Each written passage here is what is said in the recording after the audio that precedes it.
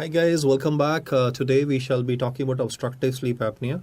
Who doesn't want a good, comfortable sleep? Though we doctors are half the time sleep deprived. But today I'm talking about those people who are having a increased daytime sleepiness, and the reason for that would be that at night they would be having these recurrent cortical arousals, which are secondary to the disease that we are studying by the name of obstructive sleep apnea. Let's focus on these images so that you can get an insight into why this person is never waking up fresh in the morning. This would be a morbidly obese individual, or I would say at least an obese individual with body mass index of more than 30. And let's look at how his breathing at sleep would be different as compared to you and me. Now imagine yourself lying in the bed in a supine position, and you obviously have a normal airway, so air can obviously take its normal route. And in normal people like you and me, we have what is called as the pharyngeal dilator muscles, and they prevent the tongue from falling backwards when we're lying in a supine position, and they keep our airway patent so that we are having a normal delivery of oxygen to the lungs and then to the rest of the body. What happens with respect to people who are having obstructive sleep apnea would be that the normal sinusoidal inspiration and expiration that occurs in you and me will not be happening. If you look at the second diagram, you will notice the fact that in this individual, the tongue is slightly falling backwards. Now, you are all aware of the fact that REM phase of sleep is when the tone of the muscles tends to basically reduce. I mean, this is a stage when you if have a dream which is scary, I would say, like a horror kind of a dream, then in a normal individual you might feel as if your body is paralyzed. So REM phase is whenever muscles are taking rest. That is the part of the sleep where the tone of our muscles is the least, and that is what happens in this particular individual, that the tone of the muscles is obviously reducing, but to a level that it is causing a narrowing of the airway. You can very well notice a very significant narrowing of the airway in this individual, which will contribute to development of hypoxia. So if we evaluate how in this particular individual the breathing will occur, these people have a sharp inspiratory uptake. Then there's a rather a plateau of breathing, and then there would be I would say a scooped out pattern of breathing. What I mean by scooped out pattern of breathing is that unlike a normal sinusoidal representation of breathing, in these patients, if you check out the inspiratory and the expiratory effort, you will notice that the inspiratory part is first rather vertically steep, then there is a flattened pattern, and then obviously there's a scooped out appearance that would be very visible even on a polysomnography when we record the nasal airflow for these patients. So in this particular patient, what I have shown is technically called as flow limitation, which explains the fact that there is hypoxia in the body and that can contribute to cortical arousal. Now, if I go to the third image, you will notice that in this person, the magnitude of obstruction has increased even further. So I'm drawing a relatively thicker arrow to say the fact that the tissues, the soft tissues, are rather falling backwards. This could be secondary to obesity. It could be secondary to people who have a small jaw. So I don't want you to be under impression that snoring is found only in very fat people, or you get obstructive sleep apnea on only very fat people. People who have, I would say, micrognathia or retrognathia, that means the mandible is not very well developed. The mandible is smaller as compared to the size of the tongue. Even those people could be having this kind of a loud snoring. So you can notice the narrowing of the airway, and when the air tries to go in, it will result in this vibrations of the soft tissue, especially of the uvula. So you have is a characteristic loud snoring in this individual, and as the airway gets progressively narrowed, the intensity of snoring will increase. So family members are gonna say, like, this individual, when this person is sleeping, we feel as if there's a tractor running in the house. Maybe sounding funny to you, but that's how the relatives will say. I mean, loud snoring progressively increasing, like there's a tractor running in the house and I just can't sleep. So maybe his wife is complaining that this person snores too loudly. There's vibration of the soft tissues that you can see, and then the bad thing happens, which is that there is absolutely no flow. So I've just symbolically shown here is a development of an apneic episode. I will explain to you the definition of apneic episode, but at this moment, I want you to get a hang of what is going to happen in this individual, which is that unlike a normal individual with a normal sinusoidal inspiratory expiratory flow, there's a significant flow limitation. There is a development of loud snoring in the patient, followed by an apneic episode in an individual. Now, why, as a doctor, are you worried about an apneic episode? Apneic episode will contribute to development of bradycardia. Look at this guy. When you would be doing a polysomnography in the individual, you will notice the fact that during the phase, because in polysomnography you record ECG also, so you will notice a decrease in the heart rate of the patient. The oxygen saturation is falling, and due to this hypoxia, now there will be a cortical arousal. This cortical arousal does not mean that patient is gonna wake up like a normal individual will wake up, but yeah, this person might change his position in the bed. He would be, restless person in the bed. His partner might say that the person tosses around, and then due to this cortical arousal, there would be a particular grunting by the patient. You can see that there is no delivery of oxygen, so the person will grunt. So I'll try to make that sound. The sound would come something like this. I'll try again.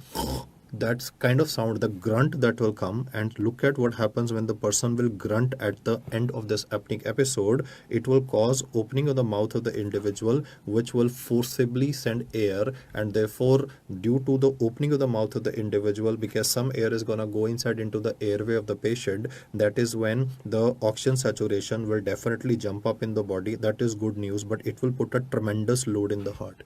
You can see that almost there's a doubling of the heart rate of the individual when he's grunting, and that will put a lot of load on the heart. So a lot of these patients will end up with development of left ventricular hypertrophy, because there's a lot of load on the heart, and left ventricular hypertrophy or left ventricular strain is what is usually encountered in these patients. Do remember my statement for MCQ that in this particular disease, right ventricular failure is unlikely or is least likely or usually is not seen, but yeah, left ventricular strain and left ventricular hypertrophy is obviously noticed in these patients.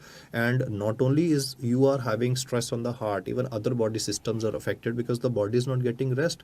Why? Because when we are sleeping, we don't have cortical arousal. So if you are going to awaken multiple times in the night, that's definitely going to cause extreme fatigue at the daytime. So these people are going to say that, doctor, I never wake up fresh. I wake up as if my all body is hurting. In fact, when I wake up in the morning, the thought process of this guy is, when will I get to go back to sleep again? So do appreciate the fact that we as doctors are sleep deprived. We work extra hard. We do night shifts. We have a disordered sleep pattern. So we are having, I would say, a fatigue that is, I would say, different from what these people are having. And in fact, as studies have shown now, obstructive sleep apnea is gradually going to become the most important cause for hypertension. It's going to contribute to development of secondary hypertension, though currently the leading cause is renal causes. But the way the incidence of morbid obesity and obesity is increasing in India and in the Western world, in the forthcoming years, obstructive sleep apnea will be one of the leading reasons for hypertension. And yeah, this disease definitely increases cardiovascular mortality. That has been very well documented. I mean, if you notice increased neck circumference, you and me can put a shirt button collar, but if you are noticing an individual with increased neck circumference, obviously abdominal circumference increased is feature of obesity. Increased neck circumference is again itself a risk factor for development of obstructive sleep apnea in a patient. So you can notice a straight jump in the heart rate of this individual once the cortical arousal will occur, because obviously the body will try to take care of the hypoxia. I will explain to you how to interpret polysomnography. But at the moment, I want you to remember my words that polysomnography is the investigation of choice for diagnosis of obstructive sleep apnea hypopnea syndrome. I'll explain the meaning of apnea and hypopnea in few minutes from now. I also want you to look at the readings right now. You can see that in these individuals, we monitor the nasal flow rate. We put a strap around the chest to measure the chest expansion. We put sensors around the abdomen to check the abdominal movements. And you will notice the fact in this individual, when he's not breathing, then at those particular point of time, when he's not breathing, when he's having apnea, you can notice a dip in the oxygen saturation of this particular individual. And once the breathing resumes, he might have a slightly increased inspiratory effort once there's a cortical arousal. But every time there is a apneic episode occurring in a patient, there's a very perceptible decrease in the oxygen saturation of the patient, and if the oxygen saturation decreases by more than 3%, then we definitely are bang on track for diagnosis of obstructive sleep apnea in a patient. So let us just summarize the aspects that I have said before you for OSAs so that we get going for solving the questions related to this particular topic. Obstructive sleep apnea has increased daytime sleepiness, increased incidence of cardiovascular mortality and cardiovascular disease. In these patients, in fact, the disease could be present since birth. So even children can be having behavioral issues due to obstructive sleep apnea. Now, what is the definition of the word apnea is obviously important, and you should also know what is the definition of hypopnea, but first apnea. Well, apnea simply means absent breathing. The cutoff or duration for the same has been asked in multiple choice questions. So absent breathing effort for a duration which is lasting more than 10 seconds. That's the first and the foremost thing that you need to remember. This will be associated with approximately a 3% decrease in the saturation of oxygen in the body of this particular individual that can be measured by pulse oximetry. And then there should obviously be a cortical arousal. How would you check for cortical arousal? You would check for the EEG of the patient. Like he's in REM sleep. REM sleep would normally be having a sawtooth pattern. So there would be a change from sawtooth pattern to alpha pattern. Alpha is when the person is with eyes closed, but there's a cortical arousal present. But when person is a REM sleep, we tend to have what is called a sawtooth pattern. So there would be marked changes in the EEG of the individual. And due to this repeated cortical arousals, that is why I said these people are never fresh in the morning and they always feel tired. And they say like, I have never got a proper sleep, doctor. And when I wake up, first thing I want is when can I go back to sleep again? That's the usual manifestation. Now let us look at the definition of the word hypopnea and compare this with apnea per se. Obviously, as the name suggests, hypopnea, so there would be a more than 30% decrease in the airflow. We can obviously monitor this by checking the nasal airflow by monitoring the response in the nasal airflow sensor, where you will notice a flow limitation in the patient. So more than 30% decrease in airflow for a duration of more than 10 seconds is called as hypopnea. This should obviously be associated with the same thing, that is a 3% decrease in the oxygen saturation of the patient, and would be associated with a cortical arousal as is written on the left hand side. So I would say hypopnea is one step lesser as compared to apnea in an individual, but this is definitely a cause of concern because the body is not getting sufficient rest in these individuals. So let's work out now the definition of obstructive sleep apnea hypopnea syndrome. First and the foremost should obviously be presence of symptoms. While I'm writing them, please remember obstructive sleep apnea can occur even in the absence of symptoms. So that's not a prerequisite or an essential thing for diagnosis of the patient. Well, what will be the symptoms? Nocturnal symptoms in the individual are obviously going to be loud snoring. Then could be grunting, which is usually towards the development of an apneic episode. Or instead of grunting, I can say the word snorting and breathing pauses.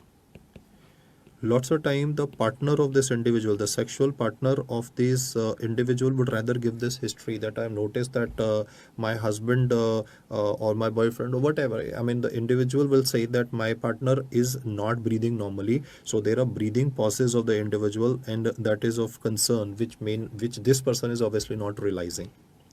Now at daytime, what will be the symptoms in the patient? There would be increased daytime sleepiness. I have had patients who have told me, in fact, I've had medical students with obstructive sleep apnea who said, sir, that if you give me permission, I can sleep on the table. That drowsy. He says, forget about attending a class in a medical college. He says, if you give me sleep now, I'll sleep on the floor. So these people can sleep anywhere. In fact, they can sleep at the wheels of a car, driving a car. Now imagine in a Delhi traffic where even if you miss your clutch by 1 second, if you delay putting your car in the first gear at a green signal for even 5 seconds, people start blaring their horns from your backside. Here, if this person fell asleep on the wheel of a car, and people were honking on the backside, and that's when he realized that he's sleeping at a traffic signal. So that's obviously cause for concern. A lot of these people might actually tell you that I don't feel comfortable driving. I think I might have an accident, and they've given up driving primarily because their attention span that is required for driving will be compromised. So the second thing which is important for presence of obstructive sleep apnea is measured by polysomnography. That is, there should be at least 5 episodes of apnea that should be demonstrated in this individual per hour of sleep. So if we are able to identify these two basic problems, that is symptoms in the patient and more than 5 episodes of apnea per hour of sleep, it means that the person is having obstructive sleep apnea hypopnea syndrome. Now I'll say a special point which I want you to understand, that if the apnea hypopnea index, how do you calculate apnea hypopnea index? Number of apneic episodes divided by total number of apneic episodes, the entire sleep divided by the number of hours of sleep. Like suppose there were 40 apneic episodes in 8 hours of sleep. So apnea hypopnea index would be 40 by 8, that would be 5. So we can just have to calculate the total number of apneic episodes in a particular duration of sleep, which is 7 hours, 8 hours, 9 hours, depending on whatever is the normal cycle of the individual, and calculate a AHI. If the apnea hypopnea index is more than 15 episodes of apnea or hypopnea which are demonstrated in an individual per hour of sleep, even minus the symptoms. I would like to highlight this because of the fact that a lot of people may not be symptomatic or they may not be aware of their symptoms, but yeah, their partner noticed that they have this breathing pauses, or they might just give you non-specific complaints like this man is having erectile dysfunction, and he came to you for erectile dysfunction. You found he's hypertensive, he's putting on weight, he's having a cardiometabolic syndrome, and then you found out that this individual is having obstructive sleep apnea. So it started from a problem in the sex life and ended up with the development of OSA in individuals. So you'll have a lot of middle-aged men, especially 40 to 50, especially Indian men coming to you with erectile dysfunction secondary to this disease. And later on, you will notice the fact that this person was having obstructive sleep apnea. And you will notice one more interesting thing. You see, these people will tend to put on weight even much more than what they were initially before the disease started. Why? Because if the person is sleepy all the time, he'll sleep obviously, and sleeping means that there would be less caloric expenditure by the individual. So the weight of these patients will show a progressive increase. So once we remember the diagnostic symptoms for this particular condition, then is the time for working out what are the risk factors for development of this particular condition. Well, one of the most important risk factor is obviously centripetal obesity. Now, why is obesity contributing to this? Then I can divide this discussion further into two parts. Point number one would be that there will be narrowing of the lumen of the upper airway. That's obviously because of the fat deposition in the upper airway of the patient with respect to the uvula or pharyngeal wall. So narrowing of the pharynx, I would say, or narrowing of the pharyngeal inlet is one of the reasons why you would be having snoring and would be having a obstructive sleep apnea developing in this individual. The second reason would be that there would be a reduced compliance of the chest wall, the expansion capacity of the chest. You see, our diaphragm generates a force which would help you to inflate your lungs. Due to the obesity, the compliance of the chest is lesser. So the pull that is required to keep the airway patent during inspiration is hampered in this individual. I said two things: narrowing of the pharyngeal inlet due to fat deposition, that is one of the reasons. The second would be decreased chest wall compliance, which would decrease the caudal traction. Mark my words there, caudal traction, which is required for keeping the airway patent. And therefore, we are saying that there is a collapse of the airway. Upper airway does not have any cartilage. I mean, it's not a stiff area that like trachea has these cartilaginous rings which keeps it patent all the time. But in this case, due to obesity, the patency of the upper airway is compromised, and that explains the fact that obese people would be having a higher incidence of development of obstructive sleep apnea. Now I am showing you a very thin person. In this particular person, you will notice the fact that the mandible is not even properly developed. So people with craniofacial abnormalities, especially a disease by the name of micrognathia, are at risk for development of OSA because the tongue would be disproportionate to the size of the mandible. So it's obviously bound to fall backwards during the phase of sleeping, especially REM phase, where the pharyngeal constrictor muscles are not working properly and the airway obstruction would occur. Sometimes you will notice that the examiner will write the word retrognathia and sometimes they will write the word micrognathia. So obviously you should know the meaning. Micrognathia, as the name suggests, simply means there is a mandibular maldevelopment, there is a mandibular hypoplasia in the patient, which would be responsible for problems in the patient. On the other hand, when I say the word retrognathia, it means there is an abnormal mandibular position with respect to the maxilla, because our maxilla and mandible are aligned. But if you have an abnormal mandibular alignment with respect to the maxilla, WRT means with respect to the maxilla, then it implies the fact that the patient is having a retrognathia. In the next image, I have shown a syndrome here. You would definitely notice that this child, partially open mouth, protuberant tongue, mongoloid slant. These are very characteristic features that are seen in children with Down syndrome. So even children with Down syndrome have a protuberant tongue and would be having an incidence of obstructive sleep apnea, which explains behavioral abnormalities noticed in children with OSA. Then would be relatively a rare pediatric condition that's again related to mandibular and the maxilla alignment, that is Treacher-Collins syndrome. So these are two important reasons which I want you to remember from the syndrome perspective. The incidence is also increased in women post menopause or after menopause. That's primarily because they have documented the fact that estrogen improves ventilatory drive. So when a woman is younger, the incidence is lesser, but in a woman who's older than 45, lesser amount of estrogen, the respiratory drive is relatively lesser, so incidence increases in women. Then you can notice macroglossia with a broad nose in this particular patient with coarse facies. So I have shown here an image of a patient of acromegaly. There's a coarse facies, there's a large tongue, and the large tongue would obviously be having a tendency to fall backwards and narrow the airflow and contribute to disordered breathing during sleeping. Hypothyroidism has myxedema that can explain the airway narrowing in the individual and contributing to development of obstructive sleep apnea. During the description, you will notice the fact that most of the time I'm emphasizing on either the obesity component, obviously, which is the most common cause, or I'm rather emphasizing on the mandible and the tongue disproportionate with respect to each other, or for that matter of fact, I'm talking about airway narrowing due to connective tissue overgrowth or myxedema primarily. But I would also like you to remember that people who are having diseases, ENT diseases, like I would say a patient has a high nasal resistance.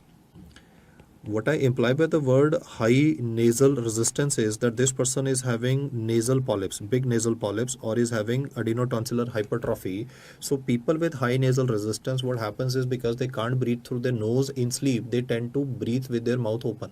And when they're breathing with the mouth open, again what happens is tongue tends to fall backwards. Why? Because if I keep my mouth closed at the moment, imagine if I'm lying supine and my mouth is closed, then the closed mouth will ensure that the tongue is not gonna fall backwards. But if I am sleeping and my mouth is open, then the tongue has a higher chance. So you will notice a lot of these people know later on when you talk to them, they'll start saying like, sir, I wake up with a dry mouth.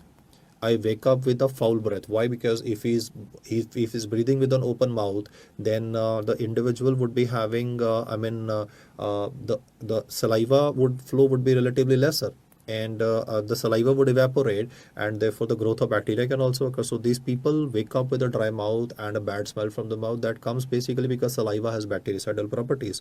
So what I'm saying is that people with high nasal resistance, that is deviated nasal septum, and even polyps, could be having a development of mouth breathing in the sleep, causing the tongue to fall backwards, and therefore there could be occlusion of the airways of the patient. So these are the usual risk factors which are related with development of obstructive sleep apnea in an individual. Now we will study what are the clinical features with which these patients will come to us. The number one clinical feature has already been explained to you, that is snoring and snorting in an individual. There could be obviously gasping breathing that could be noticed by the family member. Or jokes apart, I mean, family members will always say that when this person sleeps, nobody else can sleep in the house. There was a marriage party in the house and this person was sleeping.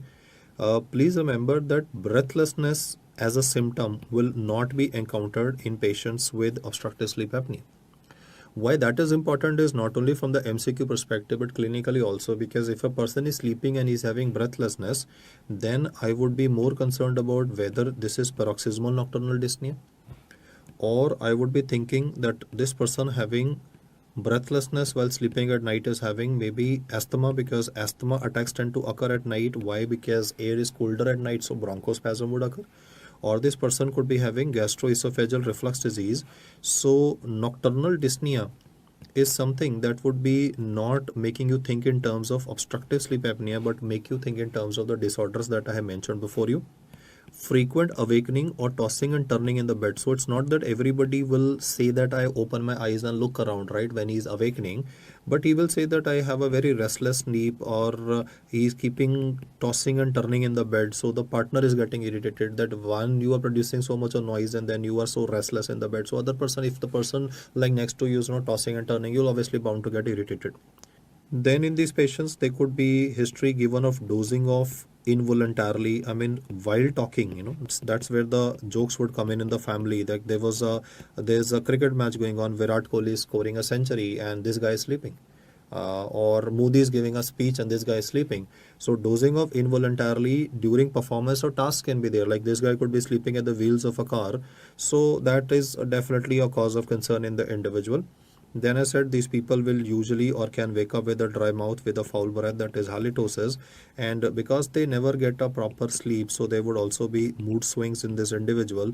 So these are the standard symptoms that you will notice. And I mean, the person himself will say that, doctor, there is something wrong with my body. And yeah, I mean, because I mentioned regarding the sex life of these patients getting affected, so mostly male patients would come to you with ED, that is erectile dysfunction. And in fact, that can be a lot of time a primary complaint in the patient.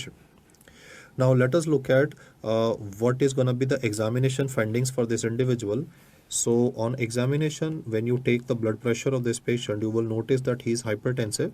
This hypertension could be noticed by the hypertension can cause a headache. So hypertension could have been pre-existing to the current symptoms of the individual, or could have developed subsequently.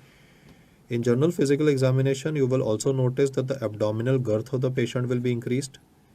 There are charts available for that, appropriate for age. There are similar charts for neck circumference that would definitely be increased in the individual. And when you do a ENT checkup, you will notice that either possibility can be that the tongue size is bigger, or you might notice that the mandible of the patient is smaller in size or is malpositioned. That is one. Another possibility could be that the patient could be having a low-lying palate with enlarged tonsils or a bulky uvula. That's the usual presentation that you will notice in obese people: low-lying palate and a bulky uvula. With respect to children, you might notice that the child might be having enlarged tonsils, and enlarged tonsils can also contribute to development of adenotonsillar hypertrophy, as I said, can contribute to the same. So the bottom line is that the cardiovascular profile of this patient will definitely worsen. So cardiometabolic syndrome or syndrome X manifestations can be noticed in this particular individual. For syndrome X, I've discussed separately. You can go through the cardiovascular system for that. And lots of these people would be obviously putting on fat. They'll become obese because they sleep most part of the day. So deranged lipid profile would also be noticed in this individual. Now I'm gonna do some workup of this individual so that we can come to a final conclusion.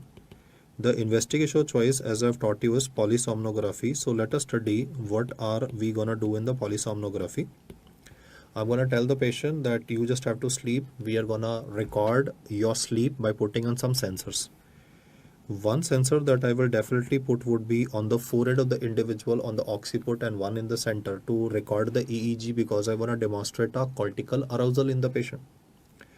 I also want to put a sensor near the eyes of the patient to check for, on the eyes of the patient rather, to check for the rapid eye movement, electrooculography. I will also put a sensor on the chin of the patient, because when he's snoring, then there would be this movement of the throat of the individual. So EMG would be done on the chin and would also be done on the leg of the individual. Like we can put a sensor on the leg that can help you know that if he's going to change his position, or if he's going to move his bed, like tossing and turning in the bed, then the EMG will pick up, EMG sensor in the leg will pick up the change in the position of the patient. We are going to record the ECG of the patient because that will show a prolongation of the RR interval, because there would be a bradycardia that would occur in these patients. Then is obviously a pulse oximeter and nasal airflow. These are the sensors that we are gonna deploy in these people to pick up the airflow limitation. Plus we will also record the chest movements as well as the abdominal movements in the individual. We will be able to demonstrate paradoxical breathing in these patients, like our chest expands, here the abdomen will be working more sometimes, and then obviously in apneic episode both will stop working. So sensors in the form of a belt would be put to measure the chest expansion and the abdominal movements in the individual. Along with this, you can also go in for blood pressure monitoring. I want to tell you the fact that when we are sleeping, we normally have a dip in our blood pressure. It decreases by approximately 10%. In these patients, if you go for BP monitoring, you will always notice absence of nocturnal dip. And in fact, that's one of the early manifestations that will develop in obstructive sleep apnea. The blood pressure tends to be rather blood pressure tends to be higher in these patients, and most of these patients are either pre-existing hypertensive or become post-hypertensive to the manifestation of this particular disease. And since there would be a lot of stress on the heart, so echocardiography, a baseline, can be done in this individual so that I can check for chamber size in the patient, because gradually the left ventricular strain can contribute to LVH in the patient. But remember that right ventricular failure is not seen in patients of obstructive sleep apnea. That's an MCQ statement which is to be remembered. Now let's look at few polysomnography records. Like you can notice here that the electrodes which are present on the top, they are basically recording the electrical activity in the brain, and if there's a sudden burst of electrical activity with change of rhythms, it definitely tells you about cortical arousal in a patient. EOG would be recording eye movements. We can identify REM sleep. There's a sensor on the chin to pick up the snoring activity. Then is obviously EKG. Like in America, they don't use ECG, they use EKG. You can have a mic that can record the snoring aspect of the individual. Then is the nasopharyngeal flow, which is important. And in this diagram, you can notice the fact that the nasopharyngeal flow of the patient has shown a decrease, and then there's a proper apnea occurring in the patient. You will also notice that corresponding to the nasopharyngeal flow, which is decreasing, the chest movements of the patient have also shown a declining trend, and there is hardly any chest and abdominal movement in this individual. So definitely the oxygen saturation in these patients will fluctuate, and post you will notice that the person's breathing efforts will dramatically increase, because the person is trying to overcorrect now. Like the person is trying to overcorrect because there is a development of hypoxia in this particular individual. So in this image, you can notice the sensors at the nose to measure the airflow. There are sensors on the scalp, you can notice, to record the EEG. We are doing a nasal airflow recording. We are recording the electromyography of the chin of the individual. And then you can notice this elastic belt sensors which are around the chest and the belly to measure the amount of breathing effort. You can notice the pulse oximeter in the patient, and all these sensors are then gonna save the data to the hard drive of the computer, and we would then be able to analyze the data in this individual. The bottom line is, and I'll just highlight that very simply, is the fact that whenever there is a happening episode in the EEG of the patient, like suppose there is a development of, suppose this patient is in REM sleep. REM sleep has this characteristic beta pattern occurring. So there would be a conversion of beta into alpha. So there's a change in the EEG pattern of the patient when there's a cortical arousal. Now, when would this cortical arousal be occurring? Because I'll repeat the data once again, guys, and I want you to listen very carefully. REM sleep is called as paradoxical sleep. Why? Because we are sleeping, but the rhythm is beta. And when we have cortical arousal, we can upgrade to alpha in this individual. That alpha will obviously be because the eyes of the individual are closed. So there is a cortical arousal being demonstrated. Simultaneously, in the ECG of the patient, you will notice that whenever there is a hypoxic episode, the RR interval of the patient will get prolonged. That means that there would be a bradycardia that would be occurring in the patient. You will also notice that in the nasopharyngeal airflow sensor, the nasopharyngeal airflow sensor will show a declining activity with respect to breathing in the patient, the abdominal and the chest movements of the individual will also reduce. And when you are checking the electromyography, notice the fact that when snoring is occurring, in the patient, then there will be no movement in the leg sensor because person is sleeping. But the moment the snoring will stop, the person might awaken, there might be a change of position, then the leg sensor might pick up an activity. So we have to observe the changes. And well, don't bother, in your exam they're not going to give you any polysomnography recording, though they have done that once in AIMS exam. They simply gave this recording like this and they said what does it represent. So it's a polysomnography, it is used for OSA or for any apnea per se.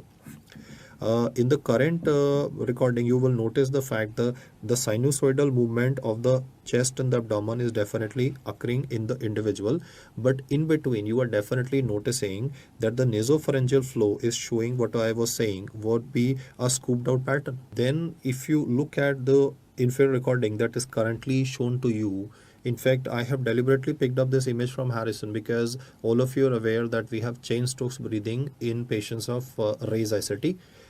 This is Cheyne-Stokes breathing, guys. If you look at it carefully, you will notice that the person is having hypoventilation. Then there is almost an apnea, no breathing. Then there is a hyperventilation. The hyperventilation is followed by again the same thing, hypoventilation. There is a apnea and a hyperventilation. So you can notice that in this individual, this cycle is getting repeatedly I would say the cycle is occurring on a repeated basis.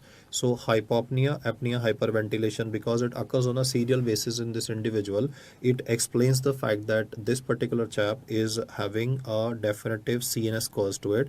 And you can notice that the EEG of this guy is going crazy. That's the cortical arousal that is occurring because secondary to the hypoxia which is occurring in this individual. And the oxygen saturation is fluctuating all the time. Like you can see the dip in oxygen saturation at the apneic episodes, and then maybe trying to return back to normal.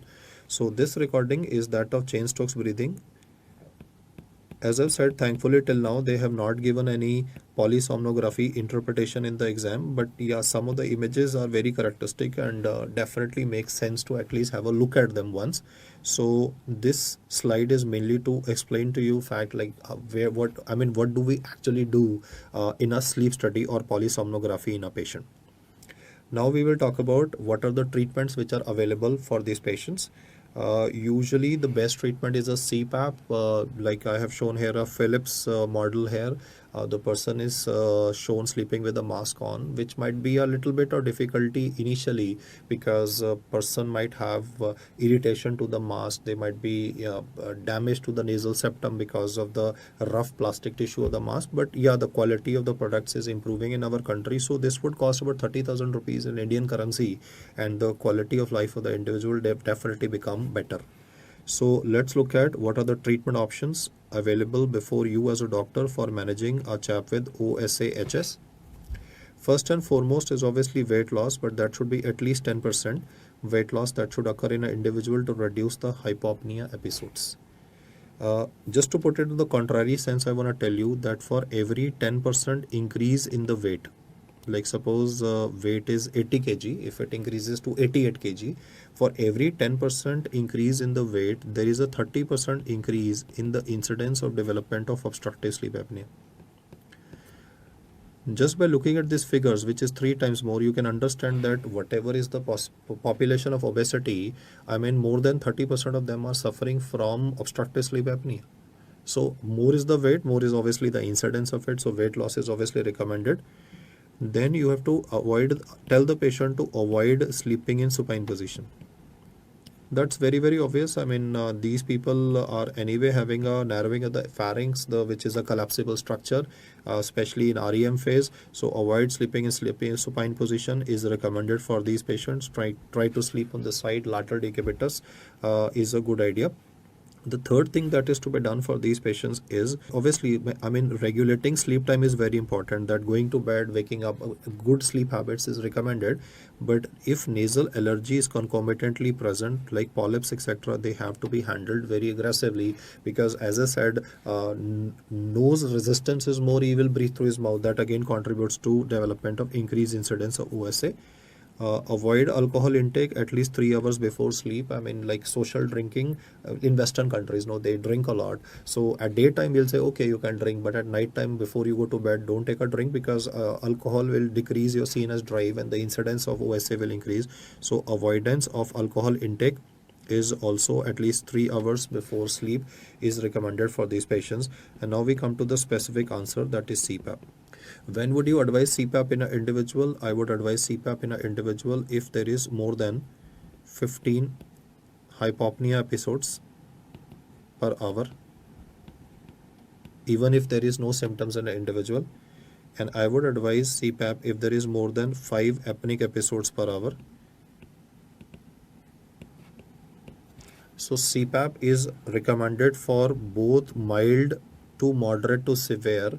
Therefore, CPAP is required for most of the patients of obstructive sleep apnea to splint the airway open. As the name is continuous positive airway pressure, it will splint airway open, will prevent the collapse of the airway. The disadvantage of CPAP can be manifold. One can be aerophagia. The abdomen will distend in the morning. So that's obviously a person will get used to it. And sometimes because of this aerophagia, they can be concomitant GERD developing in a patient. So antacids might have to be used in these patients. One of the surgery which is mentioned in the textbook for these patients, though less performed nowadays, is called as uvulopalatopharyngoplasty, which means resection of the uvula. So if you remove the uvula of this patient, you are creating more space, and that's what you require to prevent the collapse of the airways of the patient. So uvuloparyngoplasty is recommended for these patients to minimize the incidence of OSA. Now we have a upper airway stimulation device. It would be surgically deployed. It will stimulate the hypoglossal nerve of one side, which will cause a contraction of the muscles, especially of the tongue. So the chances of tongue falling back would be definitely reduced. So I'll mention regarding this upper airway device, which is deployed surgically. It's a surgical implantation. And the manifestations in this individual would be that it will stimulate the hypoglossal nerve.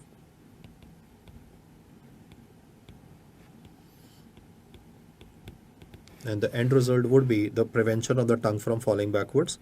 There are some oral devices with varying efficacy which are also available. They act by basically repositioning the mandible of the patient. They're very difficult to manage. Sleeping with something in your mouth is not something very comfortable.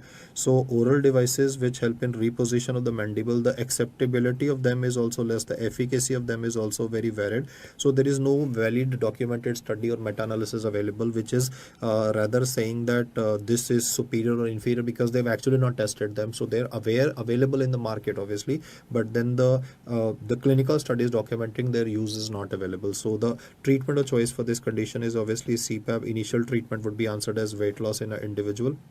Disadvantages of CPAP can be aerophagia, getting used to the device, local trauma due to the ill-fitting mask, etc. are the minor side effects that can be obviously adjusted with the help of a good post-sales team, I would say. And now the models are fairly affordable for our Indian patients. So the quality of life in these patients will definitely increase dramatically. We shall now talk about also central hypoventilation syndrome. But before I do that, I want you to be aware of a question which is related more to psychiatry, but still you should know it. And I'll just mention the name so that you can remember it. This is a patient-filled questionnaire. This is called as Epworth Sleepiness Questionnaire. And I would suggest you that if you also keep on feeling sleepy all the time in medical college, back in your medical school, though you sleep well, 8 hours, 10 hours, still you feel sleepy all the time. One could be obviously the class is boring, Second could be that you are under too much of stress to the class is good. Third possibility is obviously you could be having obstructive sleep apnea. So what will you do? You will fill up this questionnaire, and if the score is more than 8, that means you need medical advice. The questions are like, how likely are you to doze off in following situations, like sitting and reading, watching television? Modi is speaking and people are, he's a good orator, right? So Modi is speaking and the guy is sleeping. Or I would say like this, that Dhoni is scoring a century, Virat Kohli is scoring a century, or Ronaldo is scoring a goal and the guy is sleeping. That's definitely a cause of concern. Sitting inactive in a public space, like sitting in a park and he is sleeping, or let me say at a party, at a club, the guy is sleeping. So the person will have to fill this up. There's mentioned like as a passenger in the car, he's tending to sleep, or at the wheels of a car he's tending to sleep, both, right? So if the score is more than 8, that definitely means that the person needs medical care, and a polysomnography should be done in this individual. Before I talk more about central hypoventilation, guys, I also want to just introduce to you, this is not academic, but I just wanted to introduce you to this young chap. His name is Nitesh Kumar, and he has developed a portable CPAP device specially useful for babies, and he has also developed a model for adults for reducing the incidence of ventilator associated pneumonia. Because in India, if somebody goes on ventilator, we are thinking that when will the person die. Why? Because most of the time the tubings are contaminated, and the hygiene part cannot be maintained. Clearance of secretions of the airways may not be done properly due to lack of medical staff and various reasons. So incidence of ventilator associated pneumonia can increase. So this chap, he's developed a portable ventilator which can be used to saving lives of these children. And obviously the adult model can take care of reducing the incidence of ventilator associated pneumonia. Why I kept this slide is because this is a very path-breaking revolution, and in fact there is a lot of contribution of Indians in medical science. I'll give you another example. I have taught in cardiology that troponin I kit and is one of the best kits to identify myocardial infarction, but there's a new marker available by the name of heart fatty acid binding protein. Now the development of heart fatty acid binding protein kit was done by a Indian IIT graduate. What I'm not saying that heart fatty acid binding protein was found by an Indian chap. That was found way back in 1980s by Americans, but a kit to identify that was developed by Indian IIT chap. And I got a couple of messages saying that this is not anywhere on the internet and you are just saying it just because you want to tell a story to us. So I want to tell you guys, one, I don't want to tell you any story, I'm telling you facts. And you see, if some company will buy the innovation of this chap, then they will remove all this data from the internet, because then they will sell the ventilator as that of that particular company. So lots of time, like people make, I would say, advances in medical field, then they sell their research to a medical company, and the medical company will then remove their name, obviously, because they want their products to sell.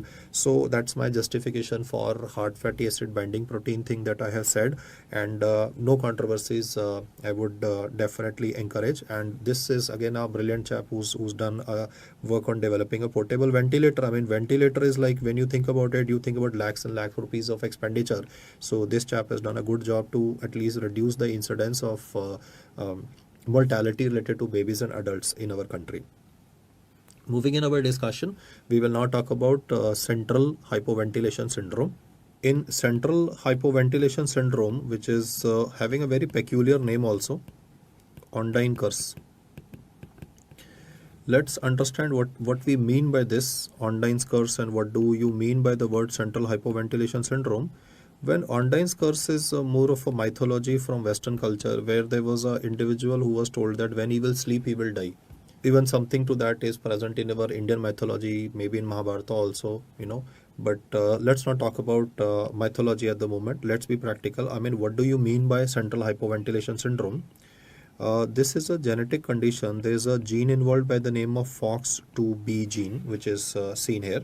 Now, let's see the problem related to this. Whenever there is hypoxia, our body will tend to respond by causing a bradycardia. There would be then a breathing effort, a deep sighing and a breathing effort on our part, so that we can increase the respiratory drive and normalize the oxygen saturation in the body. These people either have a poor or absent respiratory response to hypoxia and hypocapnia, which basically means the fact that the sensors in their body that respond to hypoxia and hypercapnia, like in the carotid body, we have sensors for checking for the oxygen saturation in the blood. Those sensors are not working very properly. So for management of these patients, we will have to use a non-invasive positive pressure, intermittent positive pressure ventilation, or we might have to use mechanical ventilation, or the latest treatment for this condition, and that is why I've gone to it, because that's the MCQ, phrenic nerve pacing or diaphragmatic pacing is done for. Then phrenic nerve and diaphragmatic pacing is not done for OSA. It is rather done for central hypoventilation, where the sensors picking up hypoxia are defective. So you need to make this person breathe on a continuous basis, irrespective of the fact that whatever is the oxygen saturation in the body. So in these particular patients, response to hypoxia becomes lesser. Like if they go to a high altitude, when you go to high altitude, your body will try to respond by helping you breathe faster. In this case, the response is lacking. So that's why I said phrenic nerve pacing is not for OSA, it is for central hypoventilation syndrome. I also want you to be clear that I have just taught you OSA, obstructive sleep apnea hypopnea syndrome. Do not mix it with what is called as obesity hypoventilation syndrome.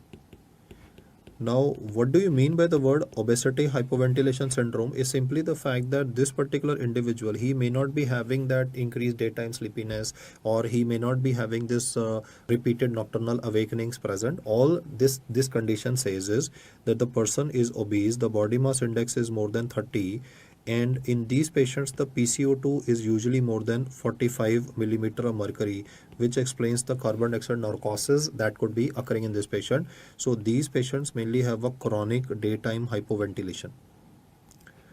In these particular patients, there may or may not be presence of apneic episodes.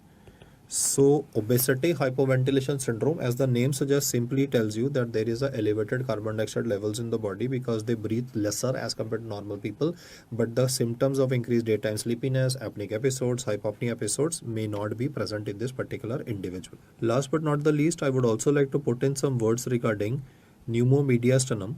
Why I'm doing it here is primarily because I was talking about decrease in oxygen saturation in an individual. So this condition, pneumomediastinum, is also associated with decrease in oxygen saturation. Now, why pneumomediastinum will occur? These are discussed at various different times in the app. One can be related to pneumothorax, so there could be an alveolar rupture. That's mainly related to the lung parenchyma, and then this is followed by dissection of air below the tissues, which can explain the pneumomediastinum of the individual. Second can be Boyrave syndrome or perforation or rupture of the esophagus. It could either be instrumentation responsible, or it could be rupture of the esophagus secondary to vomiting, Boyrave syndrome, that can cause pneumomediastinum into the patient. And then could be trauma to the neck, that is neck tissues could be damaged, and then this could be followed by dissection of air into the tissues, which would result in pneumomediastinum manifestations in a patient. So, well, what will I do in pneumomediastinum, or to identify pneumomediastinum, I will be doing a chest x-ray in a patient.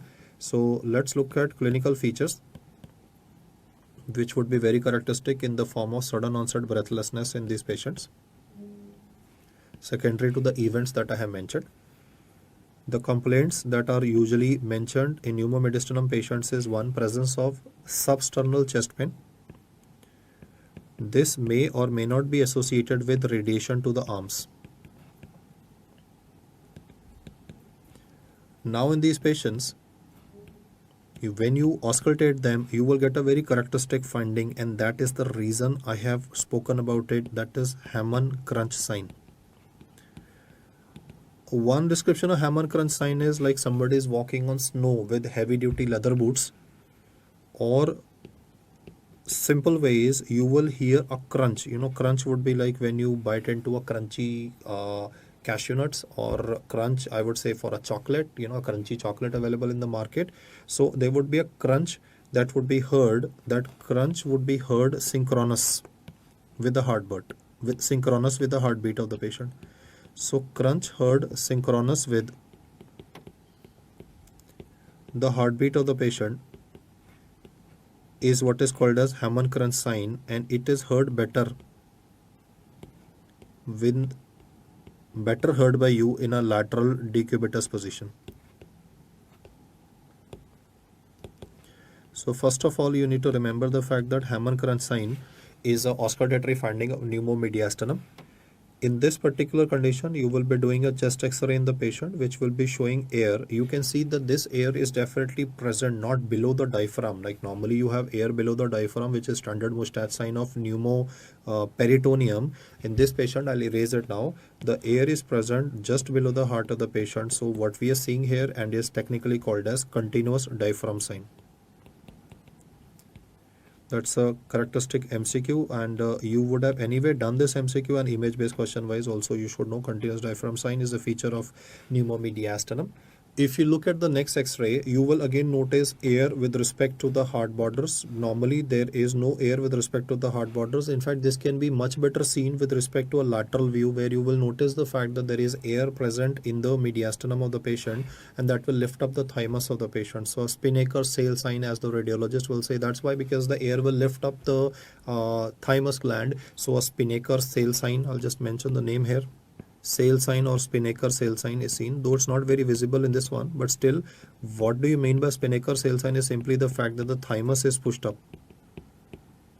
The position of the thymus is pushed up by the air which is present in the mediastinum of this individual. And another classical sign, though difficult to pick up in an exam question, but is given classically, is called as Necklerio V sign, which would be seen with respect to the heart borders of the patient also. So I just want you to remember these names: continuous diaphragm sign, then the air is present retro to the heart or adjacent to the heart. Spinnaker sail sign and a Necklerio V sign are features of pneumomediastinum. We will now talk about treatment for pneumomediastinum. There is no definitive treatment required for this condition, because most of the time there is a absorption, there is a self-absorption of the air. So as such, I mean, air is harmless and is gradually gonna be self-absorbed or gradually absorbed, so there's no treatment required. But studies have shown that if you give high flow oxygen to patients on pneumomediastinum, then it increases the rate of reabsorption of this air. So as such, faster resolutions would be seen. And well, if it is causing obstructive shock, then we need to be more aggressive in our approach. Like in a case of pneumothorax, there is an obstructive shock with pneumomediastinum. Like two things are occurring together: pneumothorax, pneumomediastinum. Then in those circumstances, a needle decompression may be required in the patient, so that the air which is present in the mediastinum is such a large amount that it has actually contributed to compression of the SVC and the IVC, and a decrease in the venous return of the patient can be reduced. So obstructive shock is usually going to be seen when you are having a pneumothorax and a pneumomediastinum concomitantly present, secondary to trauma. That is when a needle decompression in the second intercostal space of the patient can be done. So these are the aspects which I want you to remember, especially the radiological science for this topic. And yes, specifically, I mean, I would like to highlight that a good night's sleep is important for performance. So keep working, guys, keep hammering, and the ceiling will definitely, I mean, you will be able to touch the ceiling. And this big obstacle in your course, the last one, I would say like this, the exam that you need to clear, the final PG entrance exam, before things become relatively cooler for any doctor's career, is definitely the dam's wall is breached and you're able to get on to the other side. So well, thank you so much for listening, and we'll discuss another topic subsequently. Thank you so much.